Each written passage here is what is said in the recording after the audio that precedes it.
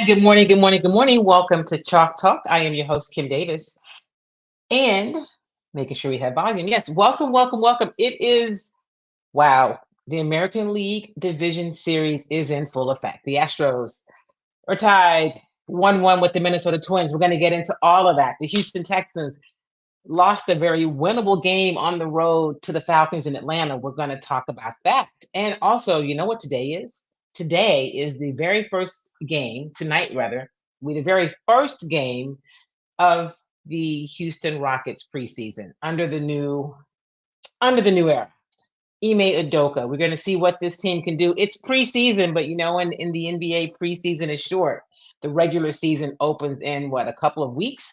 So tonight they open against the Pacers at home at the Toyota Center. I will be there. Make sure you follow me along on Twitter and Instagram so that you can get updates. Good morning, Josie. I've got to come see you. I'm having that knee thing happen again. Good morning. Good morning. Thank you for being here. So as always, as we get into the show, we want to make sure that you know the people who help us do this each and every week, our good friends over at I Love Jinka. They are excited about the fall season. They're excited about some new products that they're working on. But in the meantime, don't miss out on getting your turmeric paste to make sure that you're handling the inflammation you may receive, that you're getting the extra energy, that you're sleeping better, that your joints and ache pains are not are going away, and maybe your levels of blood pressure, cholesterol that are higher than they should be are going down. All of those things can be helped by consistent use of I Love Jinka. It is the premium, premier, all those kinds of things turmeric paste that you can get. It's manufactured and made in Houston, but you can get it any place. If you are in Houston, you can go to HEB and you can get the paste and you can get the capsules.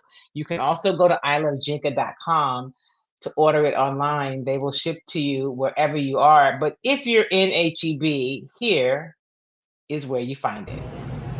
Here at HEB in the Healthy Living Department of Probiotics, you can find Jinka 7 days a week. Yeah. Look at a lot of Jinka sale. Look at that. Jinka.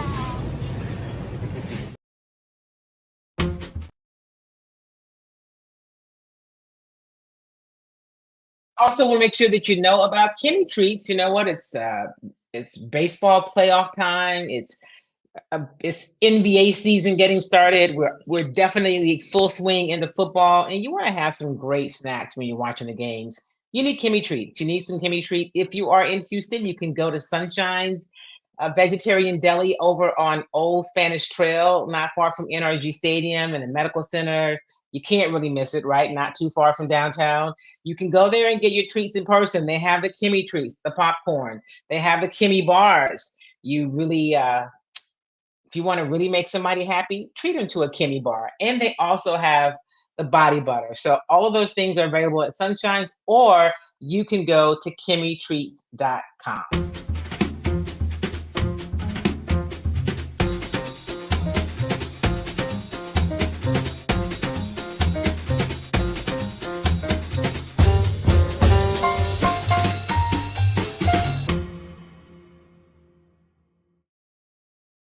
All right, welcome back. Welcome back. Let's get rolling. I'm excited that today we're going to have a super special guest. We're going to talk some baseball playoffs. We're going to talk about the American League Divisional Series, and he is going to join us. But before he does that, let me let you hear from skipper Dusty Baker. This is Dusty after game 2 when the team lost to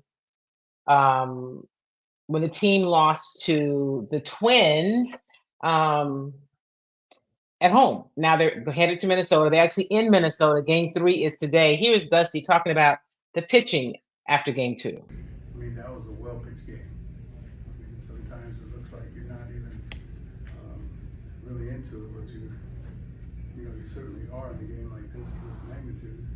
But the nod goes tonight to their pitcher, and the guy's dealing, and you got early lead too, and that made it even tougher. I mean, what are you 7 innings, and we didn't get anything really going until he left the game. So he's talking about pitching. I asked him after the game. The Astros, of course, it was not a great offensive production for them on Sunday evening, and he talked about the pitching. And so did the guys on the team. They faced a really good pitcher, and they were just not really able to get anything going.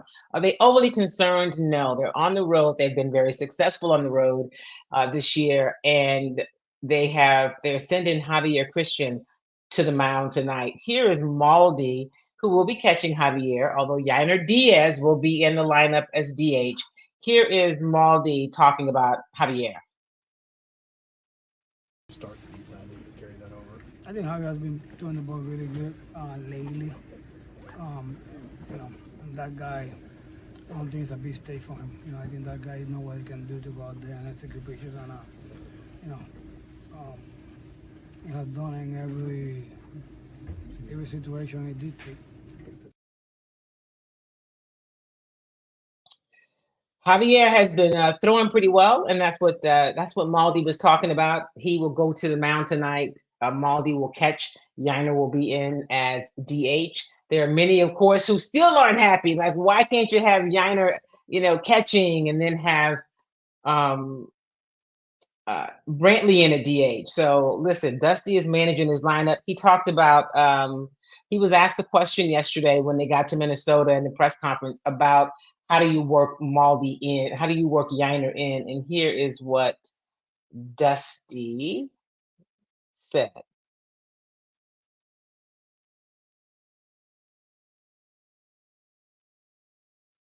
How do you see a guy like Yanier Diaz making an impact, kind of, or fitting him in through the rest of the series? Well, I mean, everybody, that's a universal question. You can only play 9 guys at a time. When I got Michael back, it cut down some of his playing time in the DH role, and the fact that our 3 main starters are usually caught by Maldi, and you want experience in the playoffs and World Series. And I pulled up something. There's only been one catcher since 2010 that was a rookie or inexperienced catcher. It was Buster Posey, who was Johnny Bench Player of the Year when he was in college, that honed his skills in college, where Yanier learned his skills through a very advanced course to the big leagues, but is more advanced on his bat than it was on his catching knowledge, which isn't his fault. Experience does matter. So, matter of fact, Yanier was supposed to play in the first game if it was Ryan, because I got matchup sheets, but then they changed to over, and then he was supposed to play. He's supposed to catch in Arizona, but JP Francis' wife got sick, so there's an emergency, so he got scratched there, and he's DHing tomorrow because of the matchup that Sonny Gray is better most of the time against left-handers and right-handers. So that was skipper Dusty Baker answering the ongoing, never-ending question about Yanier Diaz. And I think what he said at the start is really important, right? You can only play 9 players at a time. So what do you do about playing 9 players? You got to work them in, and matchups matter. And so I invited somebody to the show today who can help us understand that a little better, and also can give us his thoughts about what are the Astros' chances of doing something that just doesn't happen a whole lot. That is, 1, repeat as World Series champions. But before they can get there, they first have to win this series against the Twins, and that is no simple feat. Good morning, Elanis Westbrooks. Thank you. Hello, Kim. How are you? Thanks for having me. Thanks for being here. The last time I tried to get you on, I believe you were at where were you? You were at a tournament someplace, right? I think I was. I may have been in Arizona or somewhere. Yes, I was definitely at a tournament somewhere, which I tried to get on, but I was in the middle of a game. Yeah, well, It's always about baseball, right? It's always about Exactly. baseball. Exactly. So before I start asking you some questions, so for people who don't know, I mean, you did go to the University of Texas. We're not going to hold that against you. You also went to Bel Air High School. We won't hold that against you either. But you spent some time Okay. in the minors. I know, I just had to kind of Yes. throw that out. You spent some time in the minors, and then you also worked as a scout for a few different organizations. How excited Correct. do you get for this time of the year? Well, I'm a baseball guy. I'm just a baseball guy. So I get excited during the regular season, but when the playoffs come around, and especially when you have uh, a mentor and a close friend that's involved, I get extremely excited about that. I'm rooting for Dusty just because he's my mentor. When I was playing, he was actually the hitting coach for Roger Craig, and so he would mentor me and a lot of the other young guys coming up through the minors at the time, in the game, talking about the game obviously, but then also talking about this life stuff too, as we were growing and maturing in baseball. So this time of year is really exciting. This is when it really counts. It's tough getting here, first of all, through the regular season. It really is. You have 162 games that you have to play in the regular season, and just to get here is really tough. So yeah, this is an exciting part of baseball for me, and I love it. You said something that I think people, I'm going to say people, I'm going to go a little further and say Houstonians, right? I think Houston fans, or people who watch the Astros, have gotten really spoiled, right? This team has been 7 years in a row here. They've been to the World Series, won 2 and lost 1. So they've been there 3 times in the last 7 years. Right. That's just not typical. And I think there's this, oh my gosh, they lost a game. So there's 162 games, as you mentioned. You're not going to win them all. But it is difficult to get here. They got in on the last day of the season, but they won the division.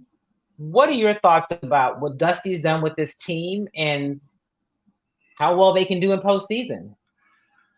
Well, yeah, it's amazing as to what he has done throughout the course of the year. You have to remember the first month and a half, maybe 2 months, Altuve wasn't playing. He was hurt. So, Right. I mean, to have your leadoff guy, your guy that gets you going, that is, your cog, your motivator, to have him out of the lineup for the first month and a half is really kind of that's a tough thing to do. But Dubon stepped in and played extremely well. He was able to play several different positions. He could play second base. He could play the outfield. And for Dusty to piece together, not only the lineup, but because I think Pena went out some, and then after that, Alvarez went out. So he really had to piece together the lineup, but then he had to piece together the pitching staff. He lost some guys early on in the season where, some of the young guys, JP France came, he stepped in and pitched extremely well, and has proven that he belongs. And so it was a tough job. Everybody has injuries, but when you have key parts of your lineup and pitching staff that have been out, and they miss not just 2 or 3 weeks, they miss a month or a month and a half, and you can piece that together, then he's done an outstanding job. I mean, he's to be commended. I don't see why he wouldn't be manager of the year with the job he's done. So that's what I've been saying. And as I sit around and I listen to people talk about, man, they should get rid of Dusty. He should have brought in, okay, let's look at game 2. He should have brought in Maldi. For what? Like, they weren't able to hit me. Minnesota is throwing the ball well. You're not really getting any pitching. If you pinch it, Diaz, it's just not gonna. What was it going to change, right? I think that people don't understand, and so he talked about in that last clip I showed. Yeah, you like Yanier Diaz. He's young, and while he's swinging the bat well, but you're not really gonna go with a rookie catcher when you talk about postseason. And here's the thing: you and I know this. JV's not gonna throw to him. Fromber and Javi are kind of emotional, pitchers, and you want to do what's going to make them most comfortable on the mound. So you give them Maldi. I don't, I just think it's a lot made about nothing. Well, yeah, I agree with you. I mean, Maldi does a lot with the pitching staff that a lot of the I just want to say fans don't really understand. And so you have to take that into consideration. And yes, you know, Diaz has shown that he's pretty good offensively, but you know, he's a young guy and he struggles quite a bit behind the plate as a catcher. And so if you are just a fan and you don't really recognize that or see that, then I get it. But when you have, especially in the playoffs, when you have a veteran guy in Maldonado back there, he does a lot for the staff. And not just until recently, catching became a position where you had to really produce as a hitter. Catching was one of the positions that they really didn't care about when it came to hitting. That this was, you know, a few years back, maybe 20 years back or so, or 30 years back. But just recently with all the sabermetrics, then the catching position now you have to have some type of offensive prowess from that position. But it is what it is. I think they'll be okay. You know, you bring a Maldi. I'd like to talk about the other guy, Abreu, down at first base, which I think needs to listen. He wasn't hitting home runs, so people called him trash, but he led the league in RBIs in September, right? Correct. He's getting people on base, he's moving them around, and he plays that position well, which I think people think is just that anybody can play first, and we've seen people get there, and they can't. Right. No, he's a hell of a defender, probably a Golden Glove guy, and you know, offensively, he has produced here lately. I mean, he had his ups and downs throughout the course of the season, which it goes back to just how long the season is. And you know, if you look at everything that he's done throughout the course of the season, you're like, oh man. And I'm looking at it from a baseball perspective. You know, I'm like, well, golly, you know, he's kind of been up and down. He hasn't been consistent. But then when you look at it, when it comes down to the nuts and bolts of things, then he's done a pretty good job of kind of producing there in the middle. I just hope that he gets hot here starting today, this afternoon, and he continues throughout the course of the playoffs. I really hope that he will kind of heat up and get hot throughout the course of the playoffs. And that's very possible for him. I mean, he is that kind of player. It would be great, you know, to see that with him. Let's talk about this matchup today. There's been a lot of conversation about the shadows in Minnesota, right? Not so much that it's colder there, but the shadows. And can you talk about what kind of challenges that creates? It's because the roof is open and just where the sun is, what that does, I guess, it's tough to pick up some of the pitches, especially the changing balls, maybe. I mean, what is it that people should watch out for? Yeah, it does. It makes it a little tougher on hitters when you have shadows like that, especially at home plate, because as a hitter, you are taught to pick up the ball as early as you can and try to pick up spin, so you can determine whether it's a breaking ball or not. Or fastball. And so when you have shadows, it makes it a little tough to pick up the spin. But here's the deal. Both teams have to play.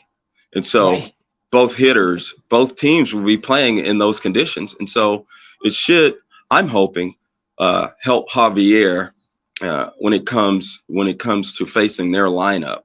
You know, Sonny Gray is, I guess, touted their ace for the Twins. But that's kind of hard to argue when Lopez threw extremely well as he did the other day against us in Game 2.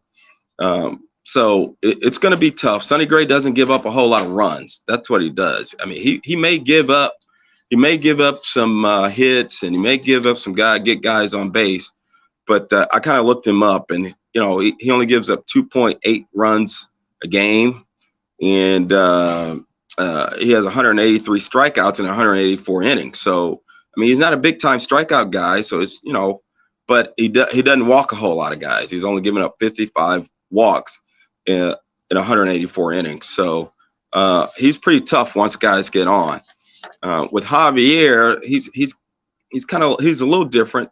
He's giving up 4.5 runs a game, almost 4.6 runs a game, and he's thrown 162 innings. But he only has 159 strikeouts, and he's walked 62 guys. So that's a lot of walks and a few less innings than Gray.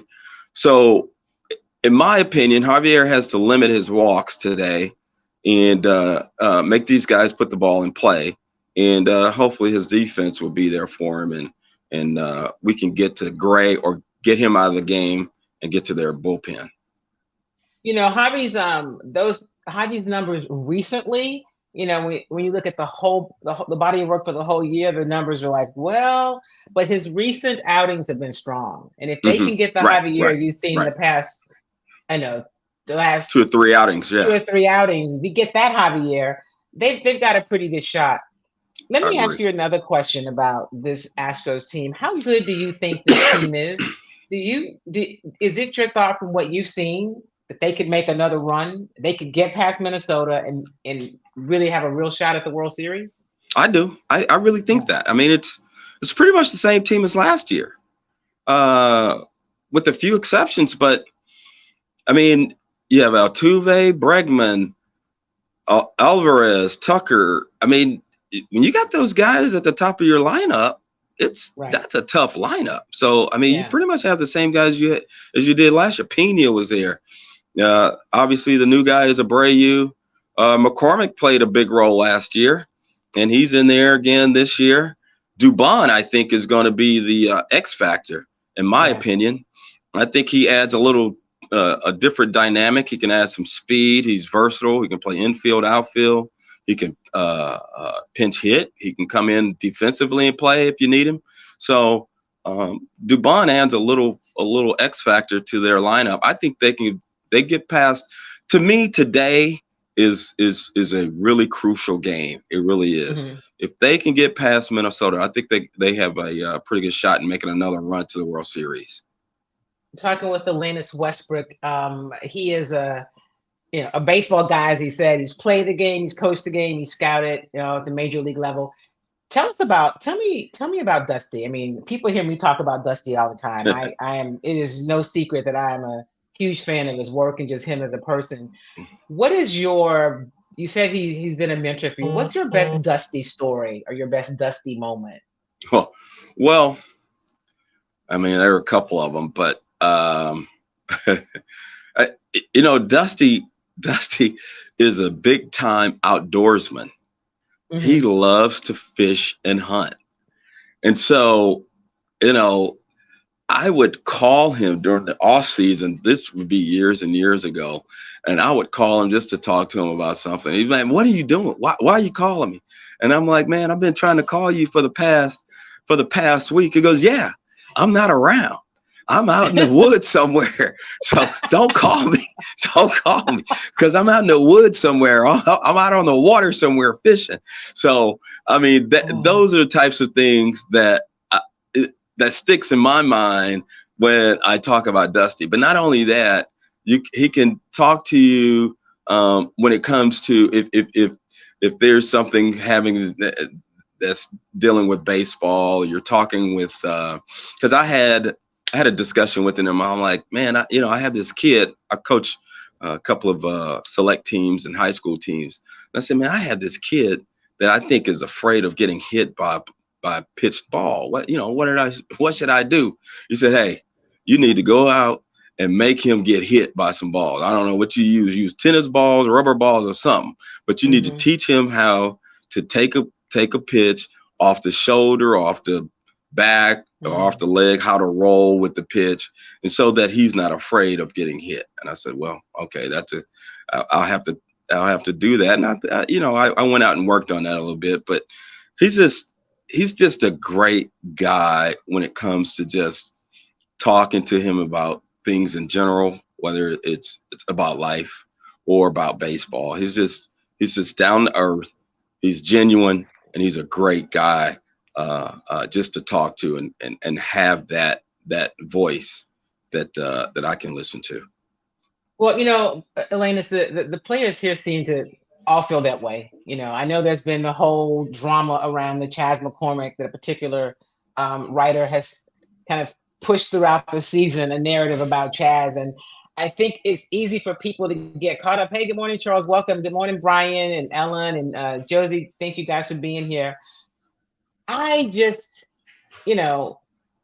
I think, and I had somebody say, I don't know. I think this is where you probably miss a guy like a Carlos Correa, who probably would have, kind of pulled him to the court, to the side and say, "Hey, man, shut that down," right? Because when you look at it, and one day Dusty said, "There's some great things about Chaz." I told him at the start of the season, it's your position to win, right? But you got to earn it. And when he Right. said he's not one of the big boys, it wasn't a slap in his face. He's not. Like, No, he's he can not. barely hit. He can barely hit the cutoff man. I mean, he was out for a while, injured. He Right. plays a lot, but Yeah. let's not make him a future Hall of Famer. At least not at this point. No.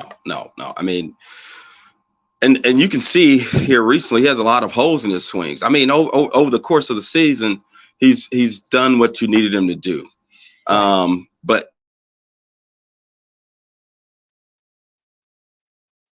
I think you're frozen, Elanis.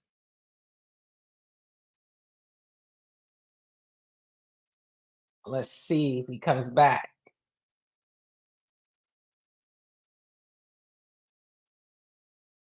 All right, we'll bring Elanis back up when he is no longer frozen, because he looks like he is frozen. I want him to tell us more about that with Chaz McCormick and the holes in his swing. I think that's key, right? That's really important. And so let me just tell him he's kind of frozen.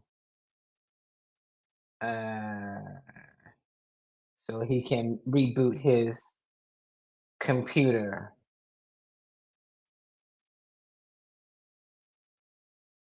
All right, so I'm talking with Elanis Westbrooks, who, as he said, was a mentor. He's going to go out and come back in. Was mentored by Dusty. He spent some time as a player in the San Francisco Giants farm system. After that, after playing in the minor league for several years, he became a scout. So he worked with the Giants. He worked in the Brewers organization and the Padres organization, and I think he finished his career as a scout in working for the Tampa Rays. And so he's just got a wealth of baseball knowledge. I like to bring those guys on the show throughout the season, but especially, obviously during baseball season, but especially during postseason, so we could talk about some of the nuances and things that are going on that I just think are really kind of cool. Good morning, Sylvia. Oh, yeah, speaking of Sylvia, my sister, tomorrow is her birthday. So happy almost birthday, sis. Can't wait to celebrate you on your actual birthday. Yesterday would have been my brother's birthday. So happy heavenly birthday yesterday to my brother Lewis. Charles says it appears as if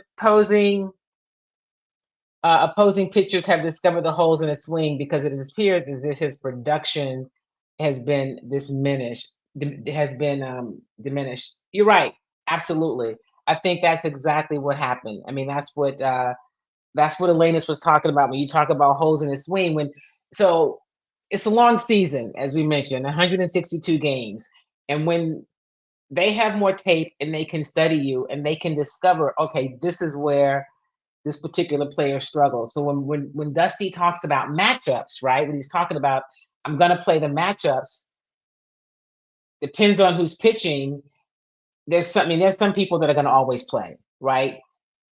Altuve, Bregman, Pena, Abreu, those guys are going to always play. Tucker. But when you talk about the matchup, he's looking at, okay, this pitcher is known for throwing more of this particular pitch, and this hitter hits that pitch best or doesn't do well again. All of those things go into making up the lineup. I mean, it's math, right? It is math. And yes, Charles said, happy birthday, Sylvia. She says, yay, thank you.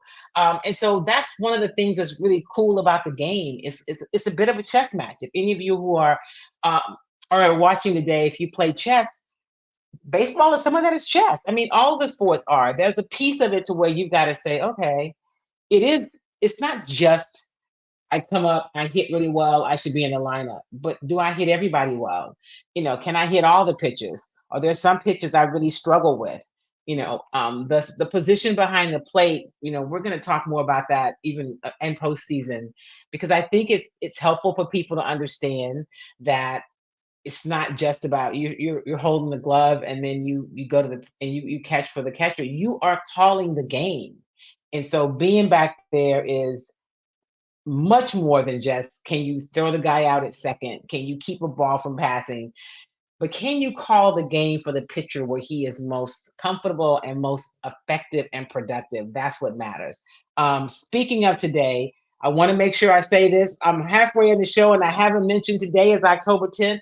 It is the last day to register to vote, right? Here on Chalk Talk, we are big proponents of voting.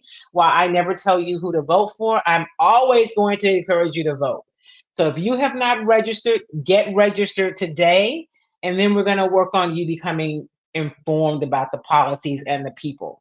I'm always going to say, vote your values and be an informed voter. But if you are not registered, none of that matters. Get registered so you can stay registered. Stay registered so you don't have to get registered, right? But today's the last day. So get registered so that you can vote. It's super important. This election is important. They're all important. And you want to be a part of the process so that your voice is heard and that you can vote the values of things that matter to you and your family and your community. So I want to remind you about that. Hey, good morning, Caroline from out on the West Coast. Thank you, my friend. Thank you for being here. And Charles says, that's why I enjoy baseball. It's an intellectual and strategic game. It absolutely is. It's an intellectual and strategic game. And quite frankly, let's be clear. Let's just be honest. It's one of the reasons that for a long time, it was tough for, African Americans to get jobs as managers. I mean, there are not a lot of them, but the thought is that, we're not very cerebral. We don't understand the fact that the strategy and all that goes into managing a game. But Dusty's done this for a really long time. He's done it really well. And, listen, the criticism and all of the stuff that's been going on, and unfortunately in this market, it's not even just fans, it's also people that actually are supposedly professionals who never go out and cover the team in person, right? They never show up. They don't have conversations themselves with Dusty or guys in the clubhouse. It makes a difference. It absolutely does. So yes, game 3 is today in Minnesota. You're absolutely right, Charles. I think what Elena said, he's having some internet problems. Oh, wait, just as I said that, he's coming back. I told him, I just said your name, and there you are. Welcome back. It's crazy. Welcome back. Crazy. Sorry about that. That is crazy. No, it's okay. I was just talking about Dusty, and we were talking about baseball. I said it's a lot like chess, right? It's strategy. You've got to be intellectual. It's not just the brute strength of what we think. You got to hit, you got to throw, you got to catch. You got to do those things too, but it's also the strategy part. Talk about the chess kind of match that happens between managers and why Dusty's so good at that. Well, a lot of times that has to do with matchups. So, believe it or not, you may have like last year, for instance, Alvarado, the left-hander with Philadelphia. He hadn't given up a home run or a hit to a left-handed pitcher all year. And so, they were feeling pretty good with him matched up against Alvarez. Yeah. And then Alvarez threw a fastball and he didn't miss it. So, as that manager was thinking at the time, well, hey, our chances are pretty good because Alvarado is nasty against left-handers. Well, our left-hander is pretty good too. So left-handers doesn't bother him. It doesn't bother him, and it doesn't bother Tucker. But you might have a situation where a right-handed pitcher may be more effective against a left-handed hitter because he throws sinkers or changeups. So you have to look at those types of matchups, and you look at numbers where a particular hitter may fare well against a particular pitcher, and vice versa. So those are the types of chess moves that you have to look at, and that helps a manager. Obviously, they have a lot of information that they receive from the front office when it comes to numbers and stats and things of that nature that they can use it at their disposal. So, yeah, but believe it or not, managing also is a gut move. Sometimes a manager will make a move based just on a gut feeling. Well, and you know what? That's some of the stuff that Dusty talks about in terms of how he goes about it and what he does. Let me ask you a question. I had this conversation with I guess a colleague before the last game, and he said, I don't know why anybody ever pitches to Alvarez. I just wouldn't pitch to him. I said, well, they're not doing what they did 20 years ago, where they're standing up and giving guys intentional walks. And I said, Brocco, the Twins manager, talked about it before after game one. He said, you got to go after a guy because you're going to see him again. What do you think about it when you face a hitter like an Alvarez? I mean, you know, people pitch to Judge. I mean, you got to throw to the guy, right? Or would you pitch around him? I mean, you can't you can't always walk a guy. I mean, I mean, you don't want to put base runners on. That's not what you want to do. It's hard to defend walks. So when you walk a guy, that's a potential run. So, you know, you have to remember if I make good pitches, then I'm likely to get the guy out. Because if he's successful 3 out of 10 times, then he's considered a Hall of Famer. I mean, he's considered one of the best in the game. So 70% of the time that you pitch to him, he's going to probably get out. And you have to look at it like that. There may be certain situations where you don't pitch to a guy, where there's maybe a go-ahead run sitting, you know, at third base or something like that, and you want to pitch to another guy and see if you can get him out instead of the best hitter in the lineup. But, you know, I know they used to do that with Barry Bonds a lot. They would intentionally walk him. But, you know, what was the manager's name in Arizona? He intentionally walked Barry Bonds with the bases loaded and walked in a run. His reasoning was, I'd rather give up 1 run than 4. So, did I lose you, Kim? Yes.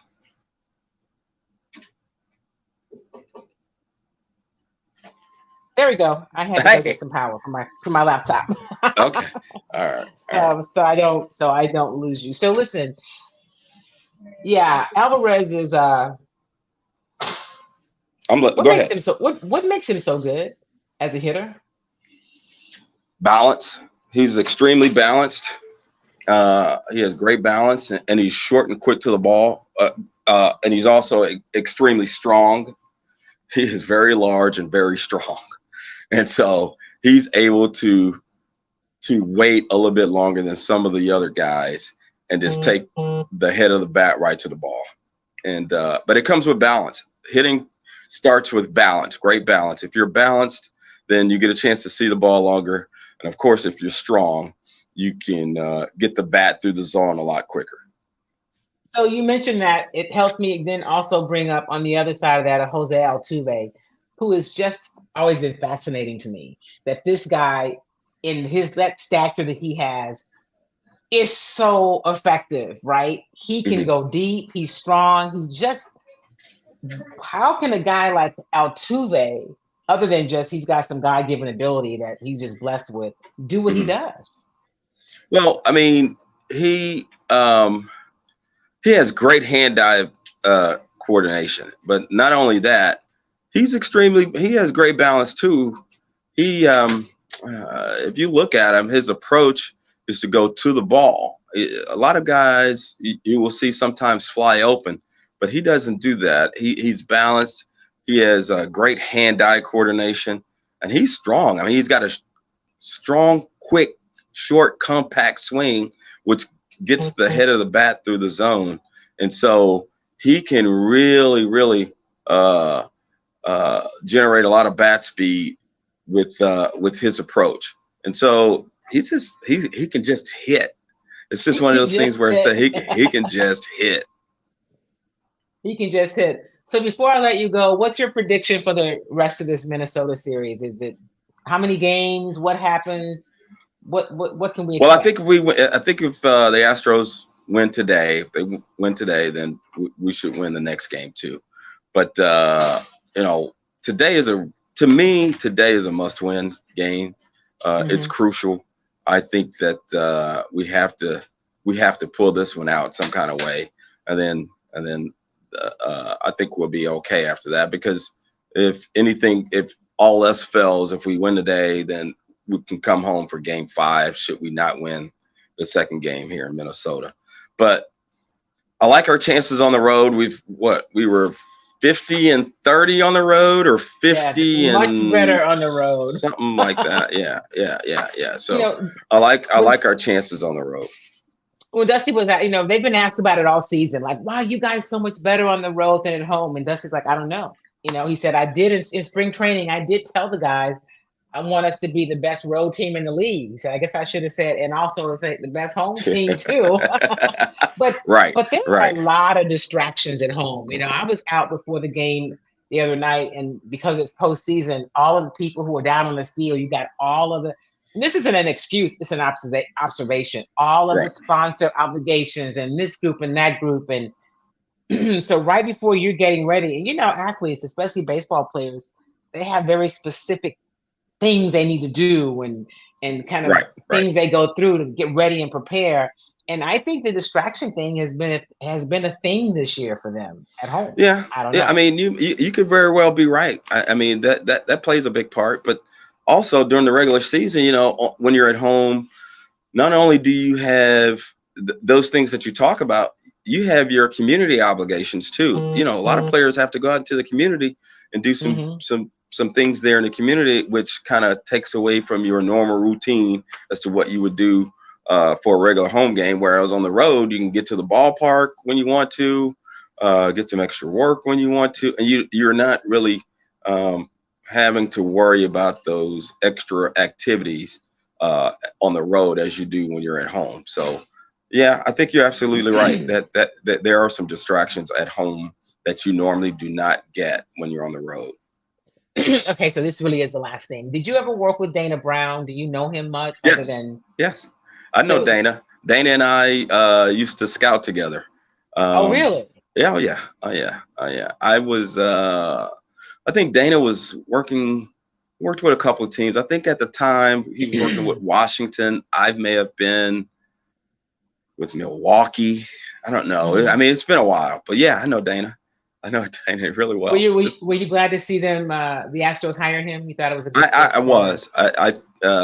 He's a great evaluator of talent. So he knows baseball and knows baseball play. Dana was a pretty good ball player himself. He went to Seton Hall, if I'm not mistaken. Yeah. And played up there. They had some really good teams during the 80s.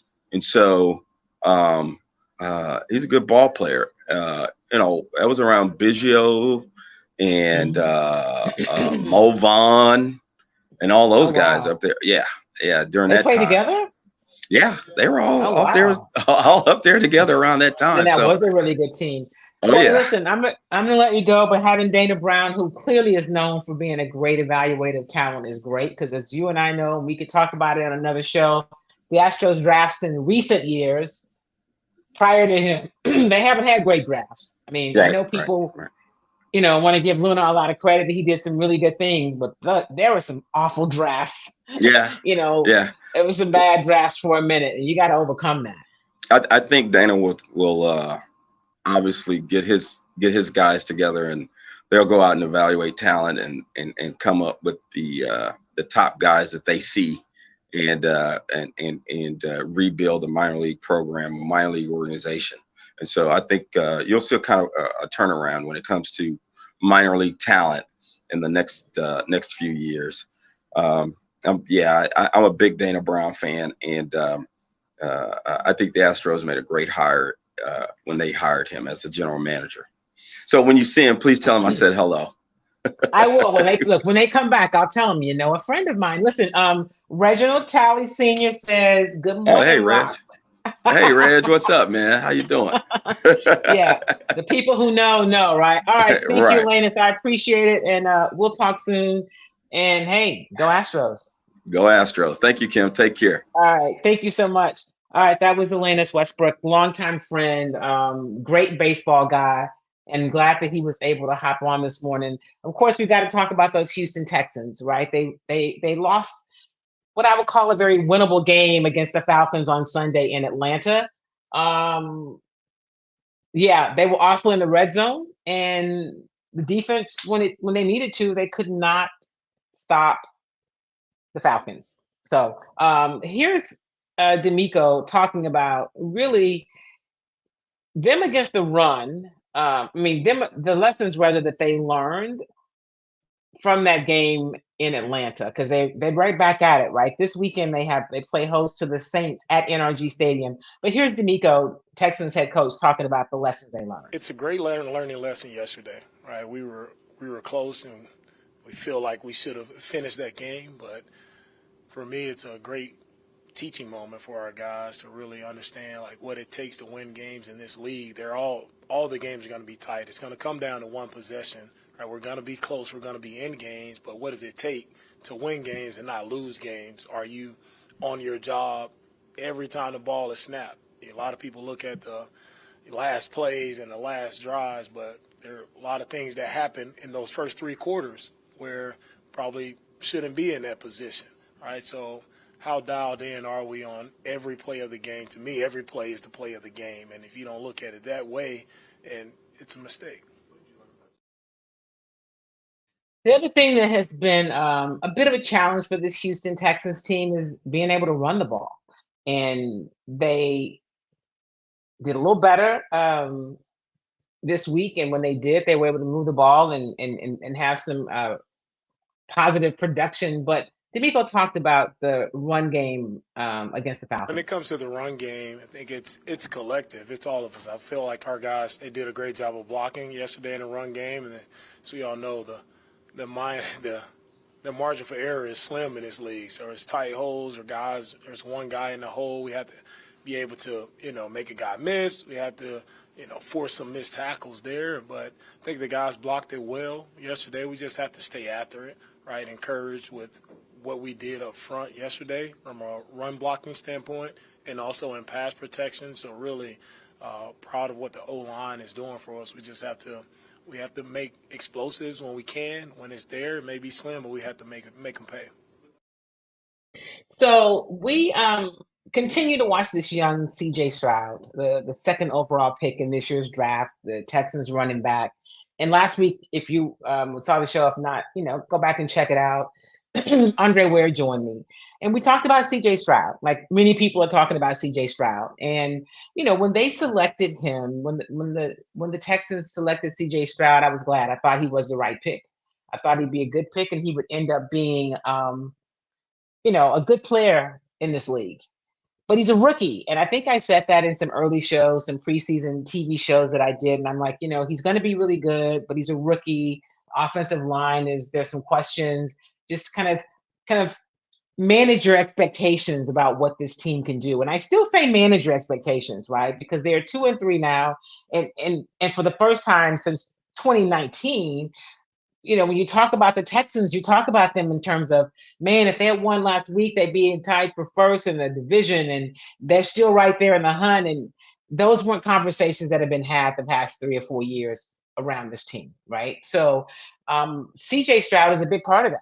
Because that position, while there are 11 men on the field at all times, unless you mess up and put too many, that position is obviously the most important. And so he has played and performed well. He is mature. He is thoughtful.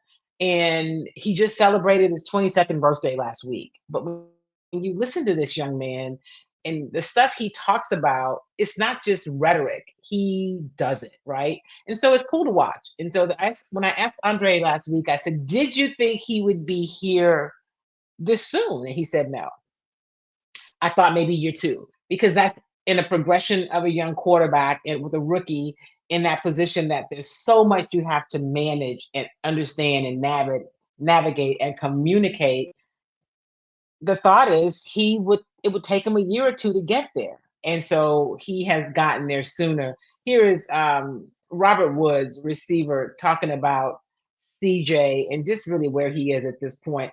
There's the last drive of the game, the Texans had to get down the field and they had to score a touchdown.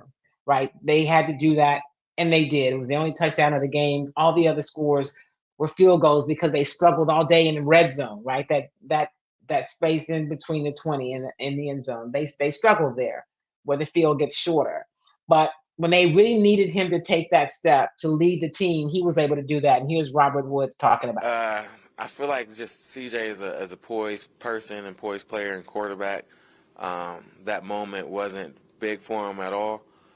Being able to get in the huddle and kind of anticipate and talk what their defense was going to be in, and kind of communicate with Dalton and the other receivers in there, and it actually played out how we thought it would, and he was able to find Dalton in the back of the end zone. I think it was super huge of just of team chemistry and our team playing together, being able to trust each other and communicate and play for each other. I think that whole drive for the offense was just believing in each other, playing for each other, and never quitting and playing all 4 quarters. And just got to find a way to have that energy and consistency in first quarter, second quarter, third, and fourth. You've got to find that consistency. But yeah, it was, seeing him, it's a reminder it's not a fluke, right? It's not a fluke. Here's a story that I shared with somebody the other day that was really, it kind of sums up to me a little bit of who CJ Stroud is, right? I was talking to Tank Dell one day in the locker room, the rookie receiver, explosive rookie receiver. Hopefully he progresses and can get out of concussion protocol, because he is their explosive player on offense, so that they could get him back this weekend. But health first, of course. Talking to Tank one day about CJ, and he said, CJ and I were having a conversation one day, and he asked me about a play that he saw me make when I was in college. And I said to him, man, where did you see that? How did you see that play? And CJ told him, oh, I found it on YouTube. I mean, I look on YouTube to check out my guys and see what they did. Like, he's always studying, not just the studying that the team assigns that goes with learning the playbook, the next game, getting game prep. He's going above and beyond. And let me see what my guys have done, my teammates have done other places, and maybe I can learn something or know how to connect. I mean, that level of preparation, and I'm going to just say attention to details and excellence, is what I think has separated him early. Now, it is early, right? There've been 5 games. We are in week 6, so there's a lot of football left to be played this year, but he has been very impressive, and it is that poise. And so here is head coach DeMeco Ryans also talking about what he saw from CJ in general, but especially in that last drive when they were in Atlanta. It was very encouraging to see CJ, young quarterback, right, not flinch. Right, last drive of the game, we needed to go down and go score. He didn't flinch, operated with, precision. Everybody was on it. The ball placement, the decision making, right, just overall collected as offense, seeing them drive down, it was encouraging. And that's what you want to see. It was true poise from a young quarterback. And that's what it takes to play the toughest position in sports. It takes poise, and he has it. All right. Thank you, guys. So that was head coach DeMeco Ryans, and the day after press conference that happens on Mondays. This week today's the off day, but they're getting ready to take on the New Orleans Saints on Sunday at NRG Stadium. Meanwhile, the Houston Rockets will open their preseason tonight at the Toyota Center. They're playing host to the Indiana Pacers, and it will be our first chance at this new look Rockets. And I say new look because they've got some veterans, right? They brought in Fred VanVleet. They brought in a couple other veterans. He was their max player, but they also have 2 rookies, but they've had a lot of youth before. But Cam is, I think, while he is a rookie, I think he's gonna play a little more experience than most rookies that come in. Amin Thompson, who is there, who will get more minutes with obviously KPJ not being in the mix anymore. And then, of course, the big piece is the fact that they've got a new head coach in Ime Udoka, who the players seem very excited about playing for. He's a no-nonsense guy. You're not going to see a lot of smiles out of Ime. He's not super personable, and I don't say that as a knock on him. He's just about business, right? You're not going to get a whole lot of jovial, hey, good to see you in the press. that doesn't seem to be who he is. But what you do seem to get is a guy who's going to have a very organized process, a structure for the team, a player-driven guy, about business, got to get it done. What does it take to win? And we've got to get to the next level because losing is not acceptable.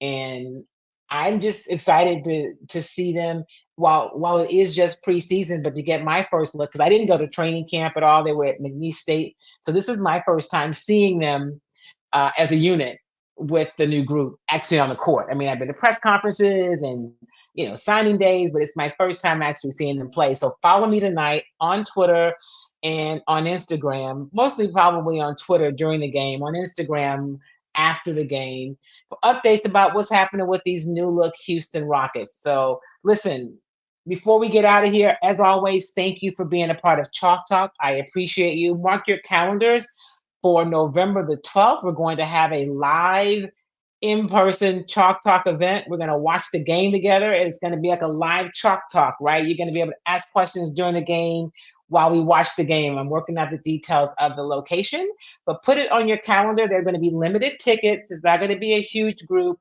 so that we can have a good time and do some networking, but also be able to many of you have said, I would love to watch a game with you. So I thought, okay, you know what? Let's do it. Let's have a Chalk Talk day. So it's going to be when the Houston Texans are on the road, because I go to all the home games. They're going to be playing against Cincinnati, against the Bengals in Cincinnati. So November 12th, mark it down and pay attention, wait for details. If you're interested, if you want to get on the list, send me a note. Wherever you're watching the show, inbox me, or you can always email me, kim@kimydavis.com, and say, Kim, I want to be on the list. Because they're only going to be, I think the space is going to be 25, 30 people max. So I'd love to see those of you who want to be in the room, be in the room, all right? If you are not registered to vote, you still have time. Get registered to vote. And then we're going to talk about how you need to be informed, right? So that you can be an informed voter. So I'm going to remind you, today is the last day to get registered to vote. Happy early birthday to my sister Sylvia. Her birthday is next week, and we'll be celebrating her. And listen, remember, do something kind for yourself and do something kind for somebody else. Make it a great week, everybody. I appreciate y'all, and share the show. Wherever you're watching this video, share it with your network. Peace.